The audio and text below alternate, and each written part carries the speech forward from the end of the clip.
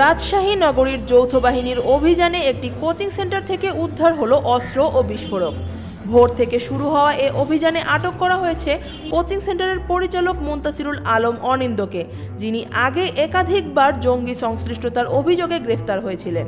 শনিবার ভোরে রাজশাহীর কাদিরগঞ্জ এলাকার একটি বাড়িতে অবস্থিত ডক্টরস ইংলিশ নামে কোচিং সেন্টারটিতে অভিযান চালায় সেনাবাহিনী সহ যৌথ বাহিনী। পুরো বাড়িটি ঘিরে রেখে চলে তল্লাশি। অভিযানে থাকা একটি সূত্র জানিয়েছে, সেখান থেকে উদ্ধার হয়েছে বেশ কিছু অস্ত্র ও বিস্ফোরক।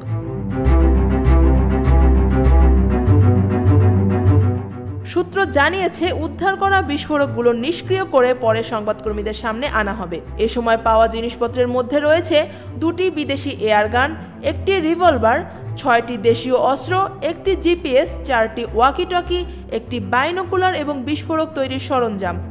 অভিযানে আটক হন কোচিং সেন্টারের পরিচালক মুনতাসিরুল আলম অনিন্দ, বয়স 35 বছর। তিনি রাজশাহী বিশ্ববিদ্যালয়ের সাবেক শিক্ষার্থী। অনিন্দের বাবা শফিউল আলম লাটকু মহানগর বিএনপির সাবেক সহসভাপতি। এছাড়া তিনি রাজশাহীর সাবেক মেয়র AHM খায়রুজ্জামান লিটনের চাচাতো ভাই।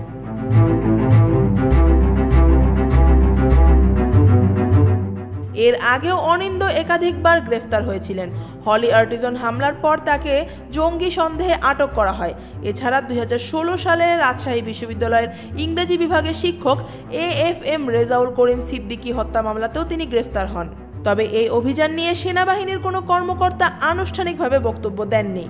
রাজশাহী মহানগর পুলিশের মুখপাত্র গাজীউর রহমান জানান, সেনাবাহিনীর এই অভিযানের বিষয়ে তার কাছে আনুষ্ঠানিক কোনো তথ্য নেই। রাজশাহীতে কোচিং সেন্টারে পাওয়া অস্ত্র গোলাবারুদের এই অভিযান ঘিরে নানা প্রশ্ন উঠেছে।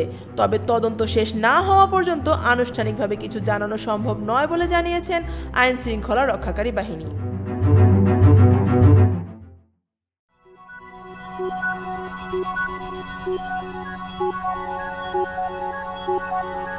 Thank you.